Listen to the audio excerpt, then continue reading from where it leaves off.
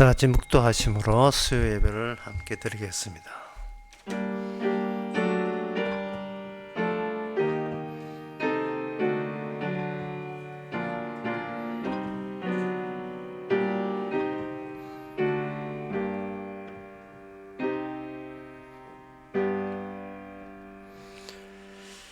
여호와여, 주의 긍휼을 내게 그치지 마시고 주의 인자와 진리로 나를 항상 보호하소서. 무수한 재앙이 나를 둘러싸고 나의 죄악이 나를 미침으로 우러러 볼 수도 없으며 죄가 나의 머리털보나 많음으로 내 마음이 사라졌습니다. 하나님 아버지, 주로부터 인도함을 받는다는 것은 주의 진리와 주의 긍휼과 주의 사랑으로 인도받는다는 것을 저희들이 깨닫게 해주시고, 우리의 노력이나 우리의 자랑거리가 우리를 이끌지 않도록 도와주시옵소서. 예수님의 이름으로 기도합나이다. 아멘. 찬송가 340장 합시다.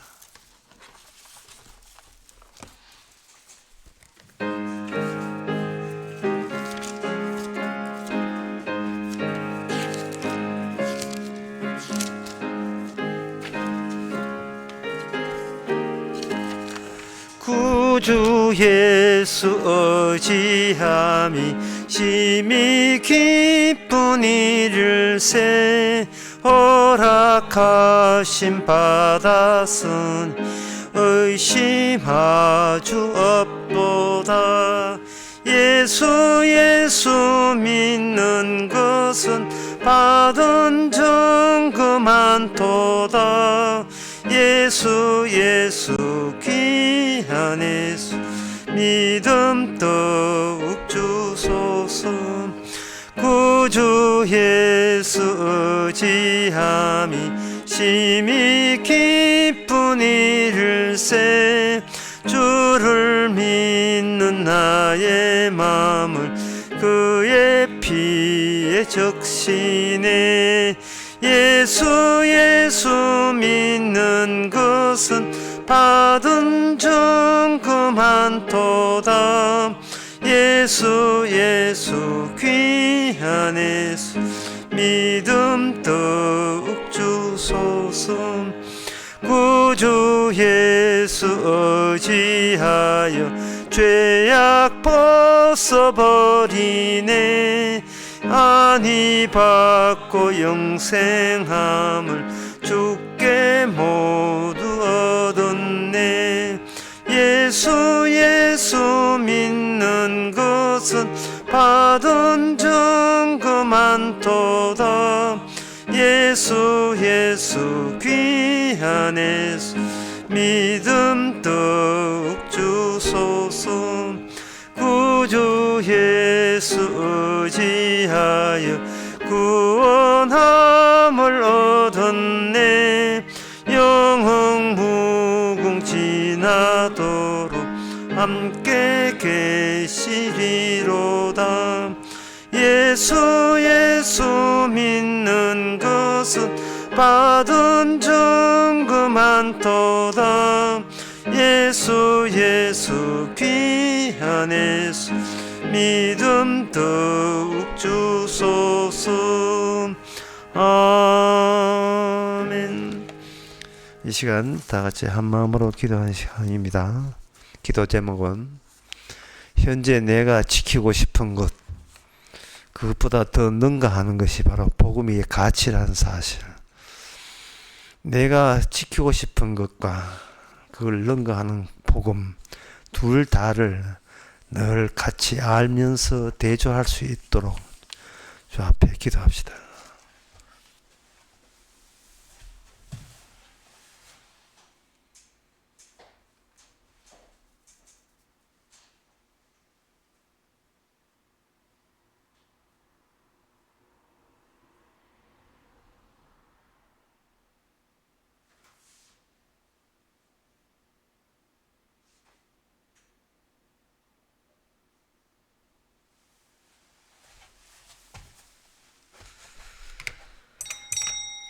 하나님 아버지, 내가 꼭 잃기 싫은, 잃어버리기 싫은 것이 있고 가장 소중한 것이 있고 그것마저 무의미하게 만들어버리는 복음의 강력한 능력도 함께 있어서 어느 것이 주의 뜻인가를 더 헤아릴 수 있는 대비가 되고 대조가 되는 그런 마음을 가진 저희들 되게 하옵소서. 예수님의 이름으로 기도합나이다. 아멘.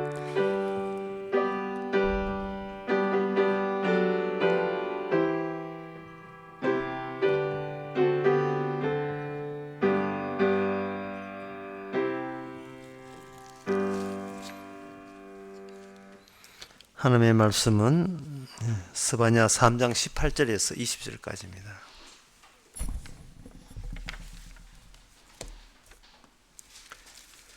내가 대회로 인하여 근심하는 자를 모으리니 그들은 내게 속한 자라. 너의 치욕이 그들에게 무거운 짐이 되었느니라. 그때 내가 너를 괴롭게 하는 자를 다 벌하고 저는 자를 구원하여 쫓겨난 자를 모으며 온 세상에서 수욕을 받는 자로 칭찬과 명성을 얻게 하리라. 내가 그때 너희를 이끌고 그때 너희를 모을지라. 내가 너희 목전에서 너희 사로잡힘을 돌이킬 때에 너희로 천하 만민 중에서 명성과 칭찬을 얻게 하리라. 나 여호와의 말이니라. 아멘. 이 말씀은 이스라엘 보고 이야기하는 겁니다. 그럼 이스라엘에게 특별하게 하시는 이런 말씀을 하시는 이유가 다른 나라에는 장치가 없는데 이스라엘에게는 하나님의 말씀을 받을 수 있는 장치가 그 설비가 갖추어져 있어요.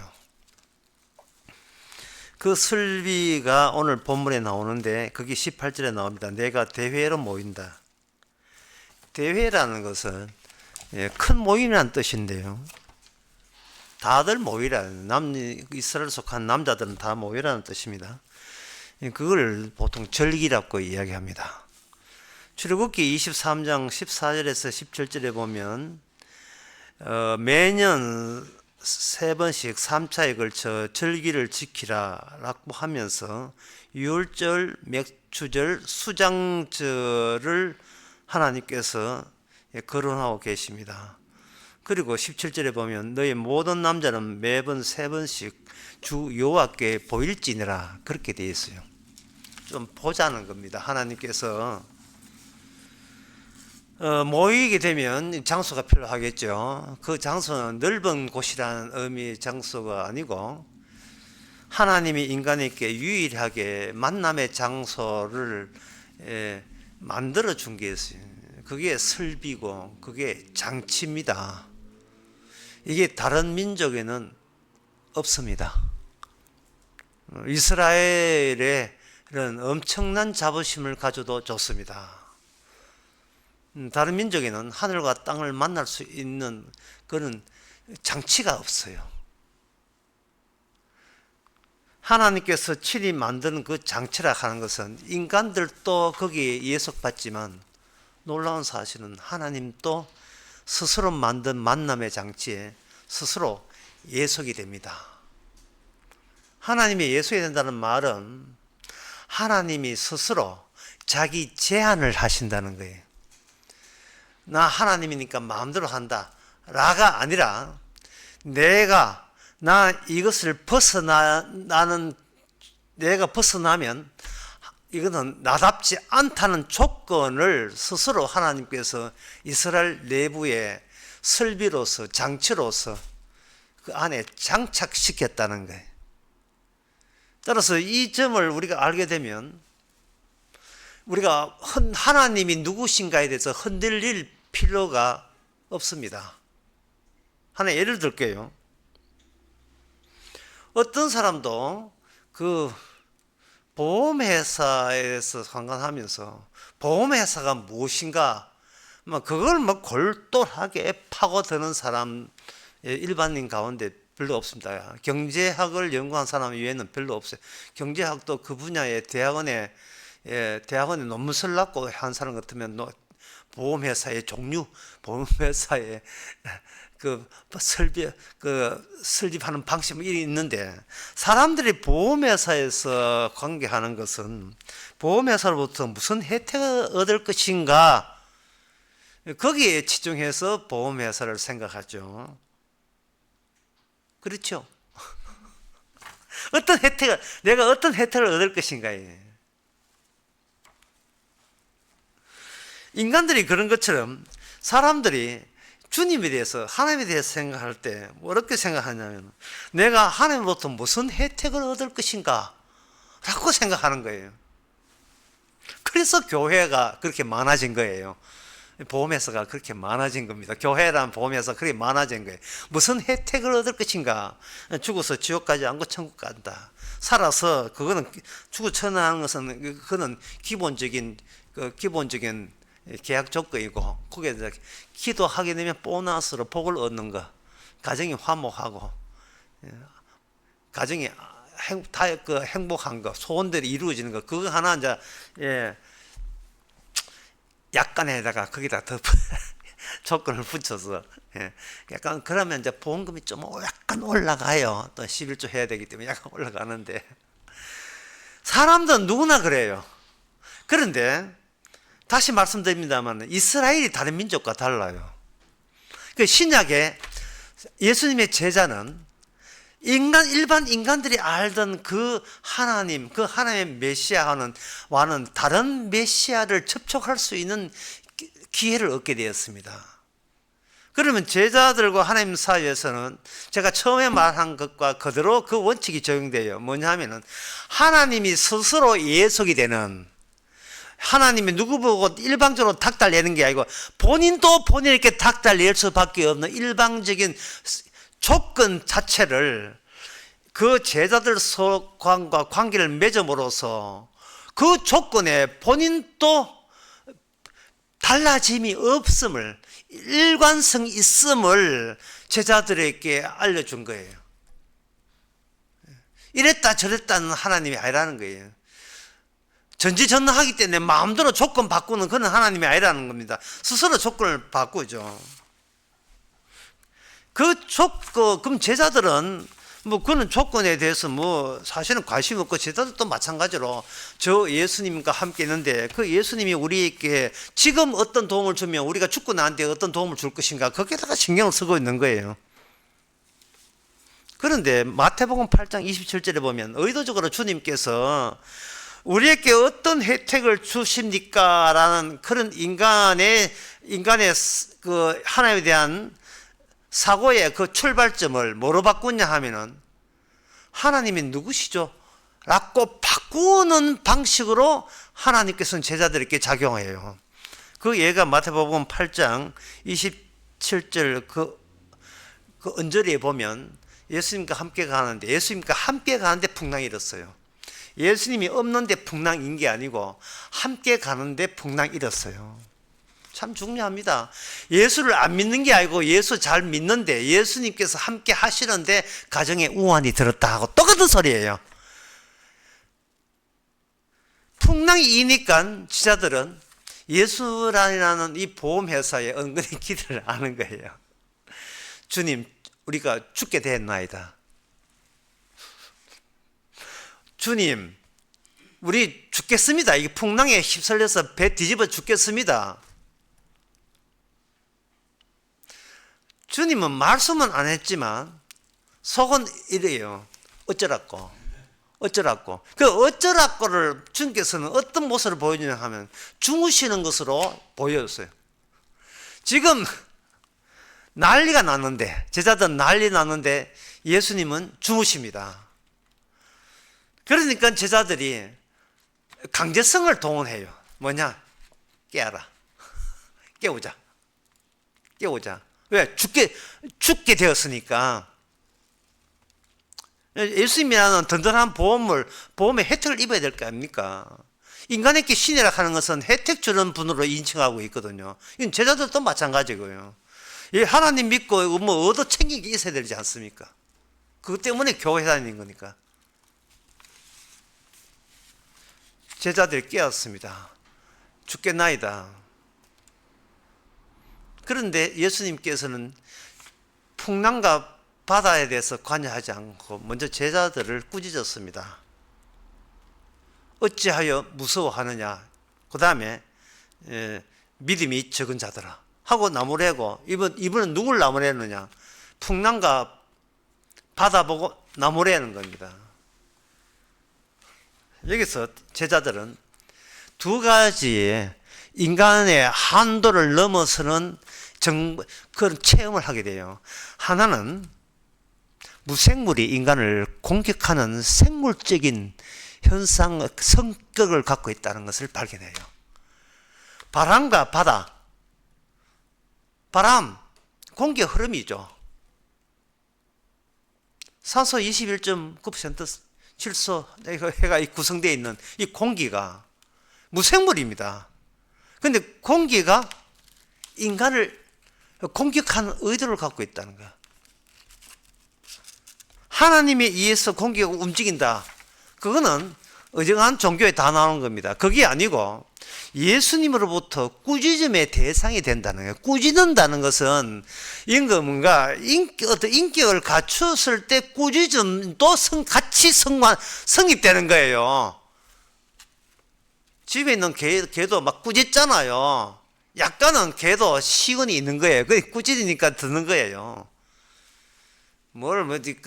꾸짖어도 말 안 듣는 게 있어요. 나도 성인인데 이래가지고 지 마음대로 가서 서는 것은 그 말도 안 되지만. 첫째는 뭐냐, 무생물이 유일하게 생물체라고 여기는 인간을 공격한다는 성향을 가졌다는 것은 이거는 생각지도 못한 거고요. 그보다 더 중요한 것은 예수님이 누구신가 하는 거예요. 여기 본문에 보면 이 사람이 어떠한 사람이기에 바람과 바다도 순종하는 거에 대해서 어떤 혜택을 줄 것이냐에 관해서 예수님에 대해서 익히 안다고 여겼던 그들이 절제 예수님에 대해서 처음부터 새로 알아가야 될 대상이 된 겁니다. 예수님이. 이것은 무엇을 뜻하느냐 하면은 나를 패는 타인이 아니면 그 타인은 진정한 나의 이웃이 아니다는 뜻이에요. 나를 팬다는 말은 앞에 하나 다 이해하면 돼요. 좁힌다. 나를 딱 쥐고 나를 좁히지 않는 이웃이 아니면 진정한 이웃이 아닙니다. 진정한 사랑의 이웃이 아니에요. 왜냐하면 인간은 태어날 때부터 하자가 있으니까 그 하자가 자기가 눈치챌 수가 없어요. 하자가 있으니까 하나님을 대할 때 뭐냐 하면은 얘야 네 기도해라 혜택 입게 맨날 혜택이라. 하나님이 보험에 삽니까? 맨날 혜택이에요. 혜택. 진정 하나님이 원하는 것은 노선 바꾸는 거예요. 주여 주님이 우리에게 어떤 혜택을 주겠습니까? 라는 데서 왜 나는 무엇이 주님을 아는데 방해되었던가? 무엇이 나로 하여금 하나님을 아는데 회방하게 되는가? 무엇이 나를 회방하는가? 방해하는가?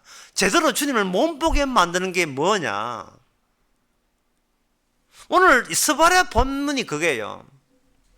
스바랴 본문은 뭐냐? 18절에 내가 절기죠. 절기로 만났는데 그 절기를 만나면서 거기서 주님께서 이게 스바랴를 통해서 한 소리 합니다. 이런 이야기해요. 너희들 지금 수치당한다. 집단적으로 수치당한다. 모여라. 내가 너희 수치당한 인간들은 모여라.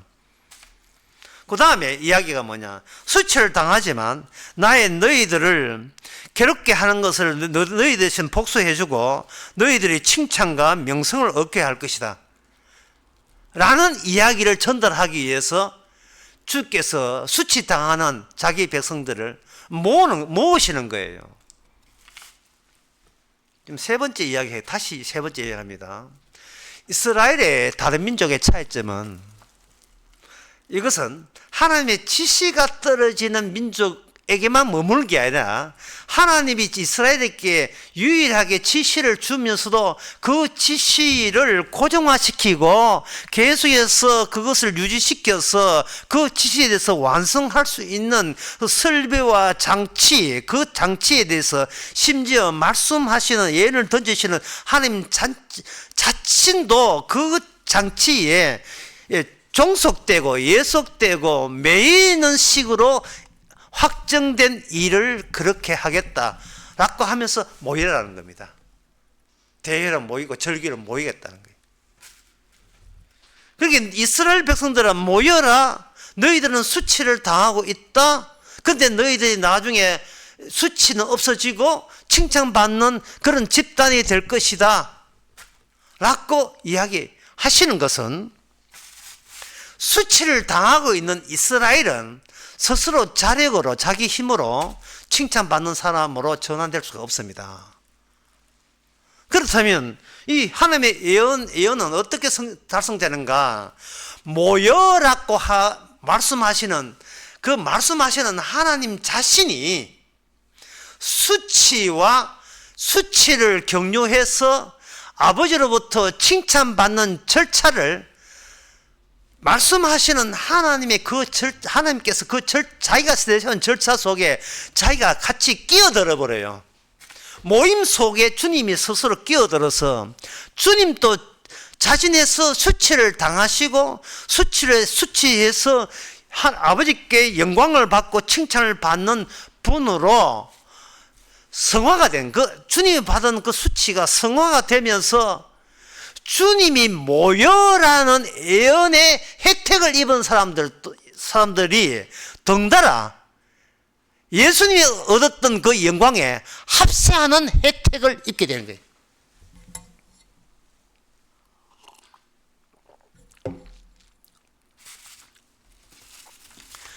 그러면 여기 하나의 노선이 드디어 정해졌습니다.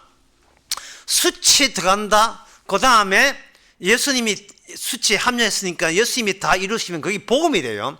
수치에서 복음, 복음에서 그 다음에 아버지께 주가 되시는 영광, 인정을 받게 되는 영광스러움. 수치에서 복음, 복음에서 영광. 이 절차를 하나님께서는 아까 출애굽기 23장에서 이스라엘 각 가정을 대표하는 남자들은 1년에 3번씩 절기로 모여라는 그 절기에 관한 규례, 절기에 대한 그 지시가 장차 예수님이 그 절기라는 율법의 친히 사진에서 뛰어듦으로써 모여라는 모임의 완성을 이루시는 거예요. 근데 그 완성이 되게 되면 뭐냐? 그 모임은 처음에는 수치스러운 모임이었더라도 나중에는 거기에 뛰어든 예수님 때문에 유일하게 영광스러운 이 세상에서 유일한 민족이 되는 겁니다. 이제 여러분들은 하나님의 그 절차에 대해서 여러분들 이제 감 잡았죠. 문제는 이런 이야기를 서발해야 할 때에 우리는 이렇게 생각합니다. 그거 참 좋은 이야기네. 야, 듣던 중 반가운 이야기. 예, 주여 믿습니다. 주여 믿겠습니다. 네, 이래 나와요. 이게 이제 여기서부터 문제가 복잡해집니다. 왜 그러냐 하면은 예수님은 모든 이로부터 선택받지 못했습니다. 그 점을 놓치면 안 돼요. 예수님은 모든 이로부터 선택받지 못했습니다. 마치 우리 강남 강의도 그런 이야기 했는데 거지 나사로가 모든 이로부터 선택되지 못한 사람이 거지 나사로였어요. 따라서 죽기 전에 천국과 지옥이 갈라진다고 생각하지 마시고 그 나사로가 죽기 전부터 모든 사람들이 거지 나사로 근처도 안 가려고 하는 것 때문에 이 땅에 천국과 지옥은 이미 구분되고 있었던 겁니다.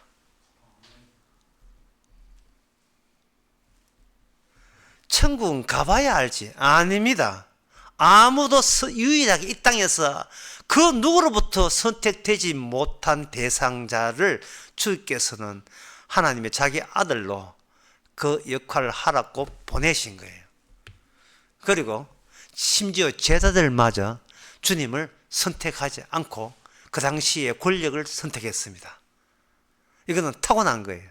이 말은 뭐냐? 모든 인간은 한결같이 성질이 썩었다는 거예요. 성질이 썩은 거예요. 그래서 성경에서, 구약성에서 어떤 하나님의 좋은 기쁜 소식을 줘도 인간은 절대로 선택하지 않습니다. 이런 말씀을 믿지를 않습니다. 그래서 그걸 어떻게 하느냐? 그러면 그들로 하여금 하나님이 하는 이 수치, 그 다음에 기쁜 소식, 복음, 그 다음에 영광으로 통하는 이 절차에 주님께서는 강제로 그들로 하여금 집어넣는 작업이, 그 작업을 주께서 또 선수 나섰어야 되는 겁니다. 그래서 주님의 특징이나 오늘날 성도의 특징이 뭐냐 하면은, 직업은 있으나 직장은 있으나 직업이 없는 사람 만들어요. 직장은 있는데 직업이 없어요. 이게 무슨 말이냐 하면은, 일은 하는데 그 모든 일을 하나님의 일이 되게 해요. 이 땅에는 좀 많이 노는구나 이렇게 직업이 없는 사람으로 비추는데 바빠. 직업이 없는데 주의 일 하기에 바빠요, 성도가. 전에 했죠. 성도는 없다고요. 성도는 없는데 주께서 저기에 자기가 설정하는 그 설비, 장치, 율법이 한 장치가 그 설비가 되게 되면 그 공장은 멈추지 않아요. 가동되죠. 가동되면서 생산되는 것이 성도예요. 성도는 예수님의 모든 말씀에 완성된 내용이 포함되어 있는 자를 성도라 해요. 더 이상 내가 손댈 필요 없는 인생. 비록 나지만 더는 나에게 추가적인 손을 댈 필요 없는 완성품으로 제조하는 그 공장은 주님의 율법, 아까 오늘 밥먹은 같은 예를 들면서 절기, 그 세 차례의 절기라는 공장을 통해서, 그 기계 설비를 통해서 주님께서 가담해서 만들어내는 겁니다. 그러면 우리가 여기서 알아야 될 것은, 그러면 성도가 지금은 없는데 직장인이 있다, 주의 일을 한다. 그건 무슨 일을 하는가? 수치를 느끼는, 수치를 감지하는 일을 해야 돼요. 한 가지 예를 들겠습니다. 마태복음 19장. 마태복음 19장에 보면 부자 청년 나옵니다. 부자 청년이 열심히 자기 딴 하나님 일을 한다고 합니다. 어릴 때부터 십계명을 다 지켰습니다. 마태복음 19장에 17절부터 쭉 나옵니다. 어떤 사람이 예수님께 왔다. 이 부자 청년이 온 거예요. 그 사람이 자기가 어릴 때부터 뭘 지키느냐? 십계명을 다 지킨 거예요. 뭔가 그러면서 자꾸 부족을 느끼는 거예요. 그래서 가만히 생각하니까 무슨 부족을 느끼는가? 내가 하나님의 말씀대로 지켰는데 이 지킨 것으로 영생을 얻을까에 대해서 자기가 확답을 할 수가 없는 결여, 모자람, 결핍을 느낀 거예요. 그 점이 본인한테는 뭐냐? 약간은 수치스러운 대목이 되겠죠. 그래서 어떤 정보를 얻기 위해서 주님께 온 겁니다. 그럴 때 주님께서 부자는 딴 거는 갖추어졌는데 영생 부분은 모자라서 영생 부분은 어떻게 맞아채우면 되겠습니까? 갖고 관심을 두니까 주님께서는 관심을 어디로 하냐 하면은 본인이 수치스럽지 않다고 여기는 대목에다가 드론 공격을 시작합니다. 네 부자잖아. 네 그 모든 걸 다 가난한데 주고 텅텅 빌 자신이 있나? 라고 묻지요. 그럴 때 부자는 비로소 내가 수치스럽지 않는 존재로 일관하고 있다는 사실을 발견합니다. 내가 수치스럽지 않은 존재. 그걸 뭐 쉽게 하면 자기의죠. 나는 의롭다. 난 가치 있다. 나는 수치스럽지 않는 존재이기를 원한다. 라는 생각을 갖고 있었던 겁니다. 이 주장은 스바랴에 나오는 주님께서 모여 한데 모여 내 앞에 모여. 그게 절기거든요. 절기는 하나님 앞에 모이는 거예요. 모여 내 모조리 너희를 수치스러운 민족으로 만들어 줄게.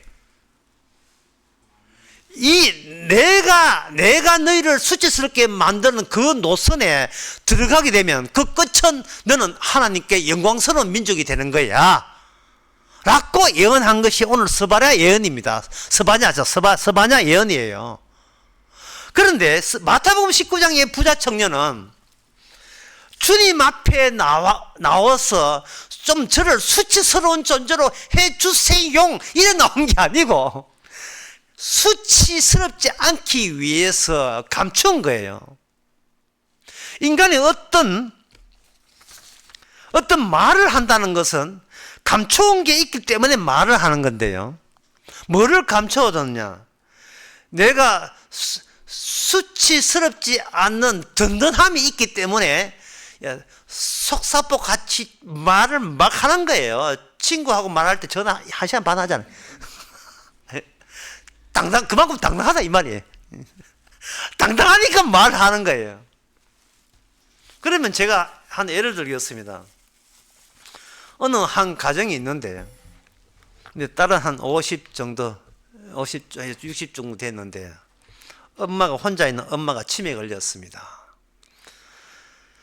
그 이제 여자분은 이제 직장 생활을 해가지고 애도 키우고 이렇게 한창 돈 들어갈 때 아닙니까? 애 키우고 뭐 대학하고 뭐 이렇게 대학도 하고 있는데 어느 날 엄마가 뭐 이상한 말을 하지만 치매 걸리는 거죠. 1급 판정 받았어요.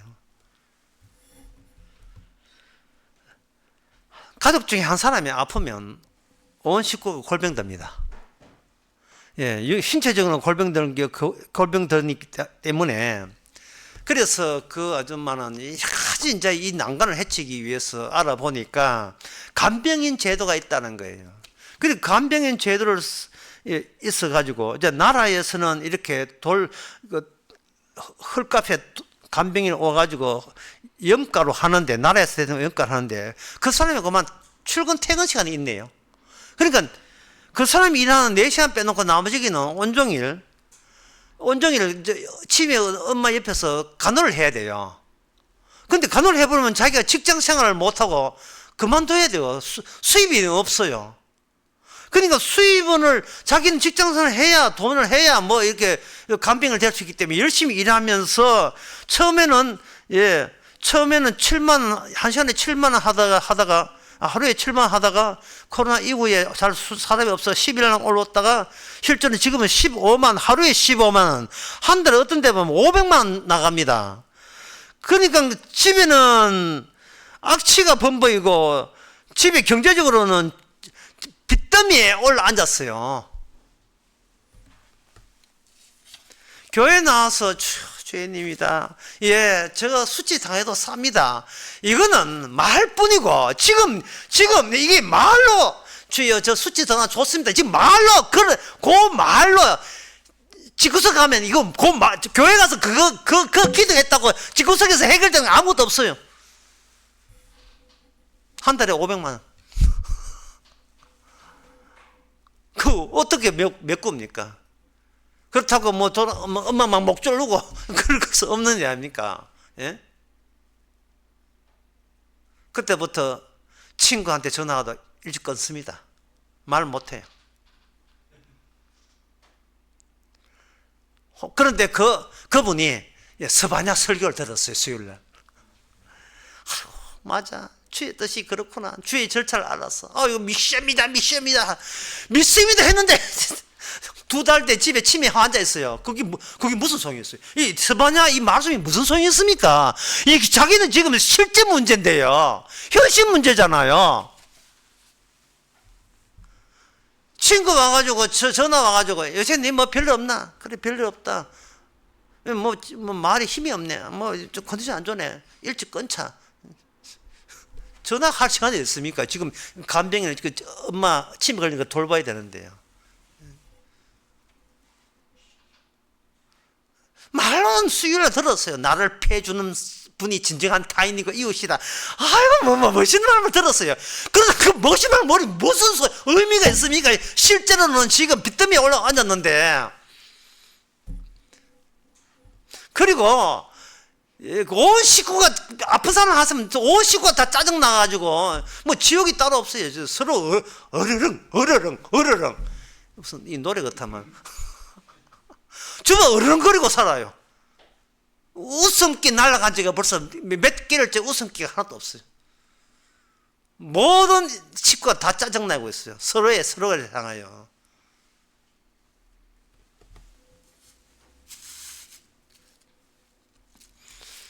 하나님도 귀찮아요. 저는.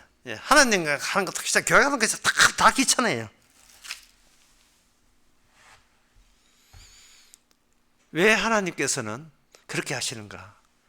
인간이 주여 저 수치스럽습니다. 수치스럽게 해주가지고 하나님께서 영광 저걸 참여해 주게 하옵소서. 주께서는 우리 고백 안 듣습니다. 왜? 우리에 대해서 너무 잘 알기 때문에요. 인간은 자기 수치의 끝을 모르는 그게 바로 인간의 오류였던 겁니다. 부자 청년은 근심하고 결단을 내렸습니다. 나는 예수님을 선택하지 않겠습니다. 완전히 솔로 난 당신을 선택하지 않겠습니다. 나는 예수님을 선택하지 않겠습니다. 부자 청년뿐만 아닙니다. 예자들 맞아. 그리고 우리들 맞아. 어느 누구도 예수님을 선택하지 않습니다. 그래서 아무도 구원받지 못합니다. 남아있는 것은 스바냐 예언만 달랑 남아있어요. 자, 이 예언을 하나님께서는 어떻게 실제적인 결과물을 낳게 하는가? 그것은 바로 주님께서의 우리의 고백을 인간은 인정하지 않습니다. 예수 믿습니다. 인정하지 않습니다. 우리가 고백하는 것은 아직도 살만하기 때문에 아직 집안에 침이 환자가 없어 그래요.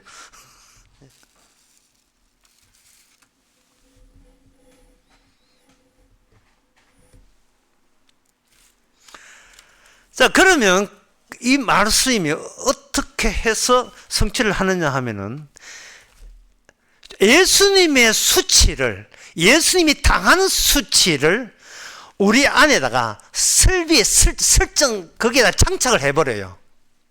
예수님이 당한 그 수치가 어디에 나오냐 하면은 고린도전서 1장 24절에 나옵니다.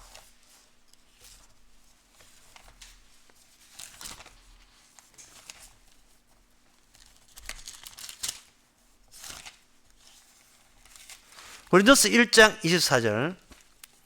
성경책 할 때 소리 나지 않게 잘 하겠습니다. 1장 23절 24절에 보면 우리는 십자가에 못 박히신 그리스도를 전하니 유대인에게는 그리끼는 것이요 이방인에게는 미련한 것이로되 오직 부르심을 입은 자들에게는 유대인이나 헬라이나 그리스도는 하나님의 능력이요 하나님의 지혜니라. 십자가는 어느 누구도 끼어들 수 없는 오직 예수님만 느끼는 수치예요. 아무도 예수님을 선택하지 않았던 데서 오는 수치감, 거짓나서로. 그리고 예수님은 십자가에서 철저하게 무력한 존재로 십자가에 매달렸습니다. 아무도 믿지는 않았어요. 아무도 믿지 않는 그것을 우리한테 집어넣고 지금 우리 보고 이야기하는 네가 느끼는 네가 집에 식구석이 엉망된 그것을 네가 수치하고 여기는 그 자체가 너가 해결을 못하는 너의 그걸 자기의라고 하는 거예요. 자기의. 너무 부끄러워서 가까운 친구한테도 말 못하겠다고 버티는 거. 그것이 내가 스스로 내가 처리 못하는 쓰레기 중에 쓰레기예요. 그게 쓰레기. 그게 자기의예요.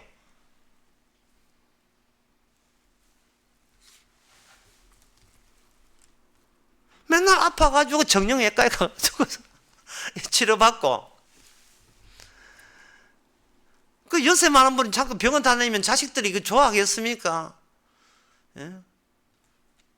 아이고 뭐 부모가 내가 왜 자꾸 자식들을 걱정시키느냐 뭐 이런 식으로 하지만 자식들은 그걸 내색하죠. 왜? 수치스럽지 않기 위해서. 자, 한번 정리해 봅시다. 자, 수치스럽지 않다는 말은 내가 진정으로 잃어버리기 싫은 게 있어요. 그게 뭐냐? 나의 의입니다. 나의 의를 꼭 그걸 쥐기 위해서 어떤 수치스러운 모독스럽고 나를 모욕하는 상황이 온다 할지라도 나의 의를 지키기 위해서 우리는 군소리 안 하고 무건 수행하는 게 꼭 이걸 다물고 예? 다 내 탓이요. 천주교 하는 거 있죠. 천주교에 그 있잖아요. 차 뒤에 붙이는 거 내 탓이요. 내 탓이요. 내 탓이요. 나는 저주받아도 쌉니다. 주여, 내가 죽어야지. 내 산 게 참이다. 죽어야지. 당연히 주님께서 그 말을 아주 역겹게 듣죠. 자, 그러면 그 주께서 어떤 인간도 자기를 찾지 않고 선택하는 가운데서 주께서 내민 십자가가 뭐냐?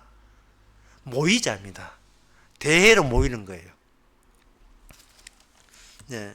이 점을 주님께서는 어떻게 해결하냐면 개인적으로 갖고 있을 때는 자기 의예요. 주님께서는 자기 의를 갖고 있는 거, 그거 인간은 못 버리는 거 아셔요.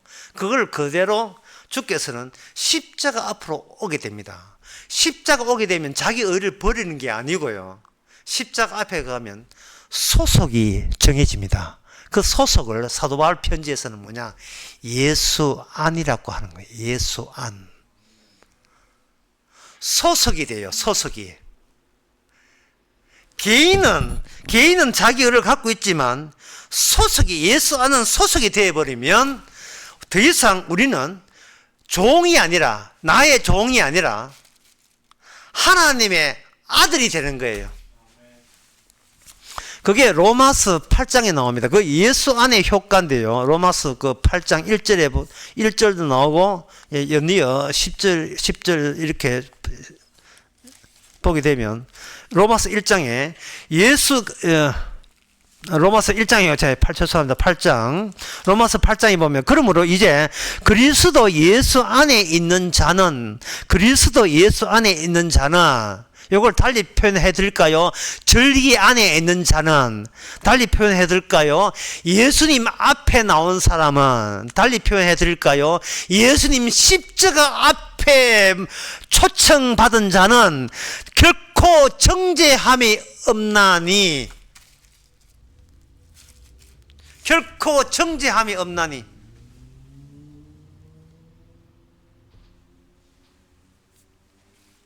이 말은 그 근거가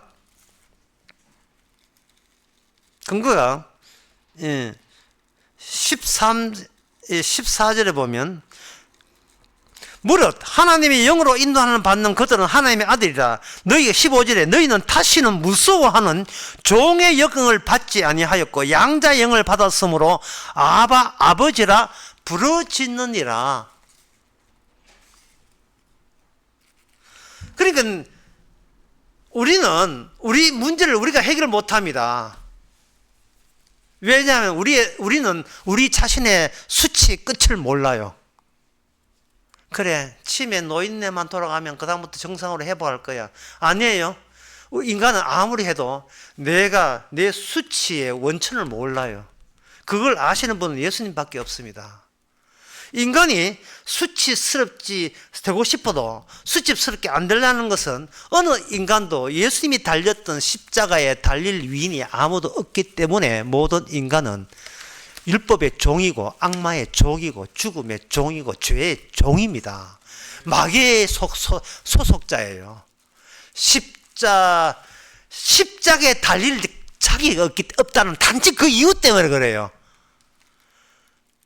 제대로 된 수치는 십자가에 달린 분이 모든 인간을 대표해서 제대로 된 인간의 수치의 극단은 아버지께 버림받은 예수님이 가졌던 그 수치가 마지막 수치예요.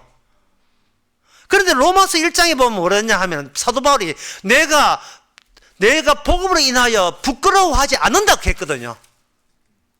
그래서 내 안에 스바랴 3장에 나오는 그 절기라는 장치가 설비가 내 안에 만들어진 게 성령이 임한 거예요.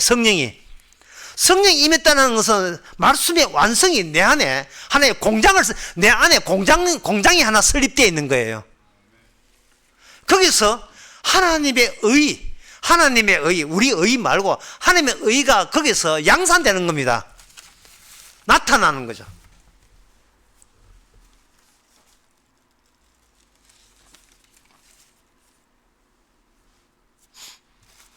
그래서 로마서 8장 10절에 보면 이런 말씀이 있습니다. 또한 그리스도께서 너희 안에 계시면 몸은 죄로 인하여 죽은 것이나, 설명하면 이렇습니다. 그리스도께서 우리 안에 들어오시면서 알려주는 것이 뭐냐 하면은, 너는 너에 대해서 아는 게 아무것도 없고 그냥 이유도 없이 죽어가는 몸일 뿐이다 라는 사실을 그리스도가 오니까 그걸 비로소 아는 거예요. 그래서 네가 한 것에 대해서 내가 일체 받지를 않는다. 직장은 있으나 직업이 없다는 말은 소속은 있으나 이 세상 사람들이 생각하는 그런 소속은 없다 이 말입니다. 일은 하되 인간 세계에서 지 자랑질 하려고 하는 그런 일은 내가 어떤 일을 해도 니들이 생각하는 세상 일하고는 아무 상관없는 소속이 다른 일인 거예요. 이발사가 돼서 이발을 하든 농사를 지든 니들 보기에는 농사 지으러 보이지? 아니야. 내가 하는 농사 일은 이 농사 일을 통해서 내가 죽은 몸이라는 것을 발췌해야 되고 밝혀지는 주의 일을 내가 농사라는 방편으로 해내고 있는 거예요. 여기서 아까 부자 청년 해봅시다. 부자 청년의 문제점은 뭐냐? 자기의 평소에 살아가면서 자기가 죽는 이유를 발췌하지 못한 것이 결정적 오류였어요. 십계명을 지키면서 십계명이 지켰다는 이것이 나를 지옥으로 보낸다는 사실을 그걸 부자 청년이 캐내지를 못했어요. 그러나 십자가의 영이 온 사람은 농사를 짓든 운전을 하든 교사를 하든 그 국회의원이 되든 국회의원 뭐 하지 마세요. 하여튼 뭘 하든 이 일로 통해서 나를 죽이고자 주께서 나에게 이런 직장을 주신 거예요. 그 직장은 소속된 하늘나라에 소속된 직장으로서 국회의원하고 농사 짓고 장사하고 치킨 굽고 튀기고 하는 거예요. 이 일을 통해서 내가 죽을 육신인 것을 알게 하는가. 그러면 더 이상 죽을 육신에 얽매이지 않는 자유로운 소속이 그리스도의 하나님의 아들이 되는 거예요. 그걸 니는 종노릇 그만해. 너는 하나님의 영광스러운 아들이 되는 거야 라고 로마서 8장 14절에서 이야기하는 거예요. 하나님의 아들이니까 하나님의 아들이니까 이것을 영광이라 하고 칭찬이라고 하는 거예요. 그게 둘 다 하나 나온 게 같이 영광 칭찬. 나중에 너희들은 내 조세하면 칭찬받는다 할 때 베드로전서 이걸 영광으로 같이 나란히 했어요. 1장 17절에 보면 베드로전서 1장 17절에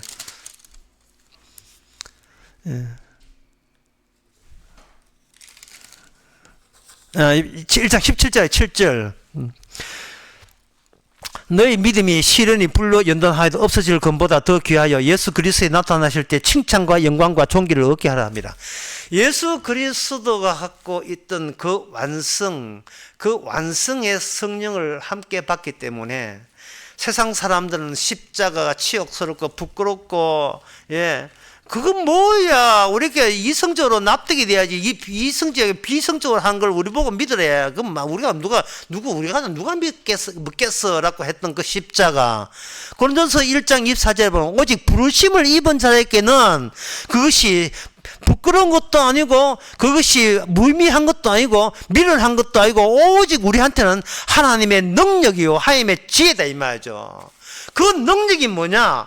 날마다 우리 내부에서 내가 나의 의를 갖고 있다는 거, 이게 바로 십자가 앞에서 수치의 극단인 것을 우리를 늘 발견하는 기쁨을 우리에게 제공하죠. 기쁨을. 그게 인간은 뭘 해도 뭐가 된다? 죄가 된다는 거예요. 왜? 그게 나의 의와 관련되어 있기 때문에. 나의 잘남과 관련되기 때문에 나의 가치를 잃지 않고자 하는 그 악마적 버팀은 성령이 올 때에 비로소 우리는 발견하는 기쁨을 가집니다. 예수님이 그걸 발견했을 때 아버지 칭찬했는 것처럼 이제는 그 칭찬이 예수 그리스도 안에서 함께 받는 거예요. 네가 죄인인 걸 네가 어찌 알았어? 예? 그럴 때 우리는 주님 저한테 혜택 주시옵소서 말을 한 게 아니고 주님이 이런 분이군요. 예. 하나님이 이런 분이군요. 라는 것을 함께 그 영광 속에서 함께 이미 시작한 천국을 기뻐하고 즐거워하는 그것이 스바냐 예언의 성취입니다. 기도하겠습니다. 하나님 아버지, 저희들 쉬지 않고 일하게 하옵소서. 그 일을 통해서 얼마나 우리의 자기 의에 지키려고 악바리처럼 설치는 그런 죄의 종의 모습을 지녔다는 것을 밝혀지는 그 환희와 기쁨이 주님께 감사로 이어지게 하여 주시옵소서. 예수님의 이름으로 기도합나이다. 아멘. 찬송가 335장 합시다.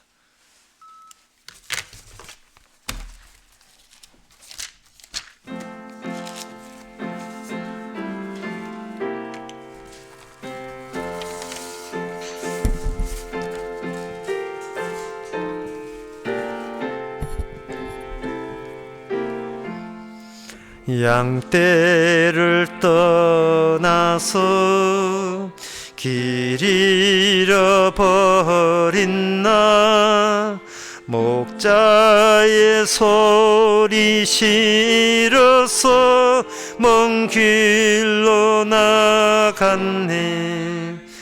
방탕한 이 몸은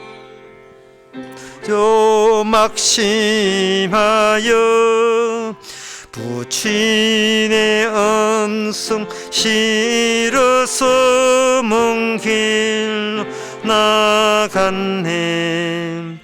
양 잃은 목자는 그 양을 찾으러 산 넘고 물을 건너서 사막을 지났네. 갈 길을 모르고 나 지쳐 있을 때 그 목자 마침 나타나 날 구원하셨네. 내 목자 예수는 날 사랑하셔서 내 상한 몸을 고치사 그 피로 씻었네.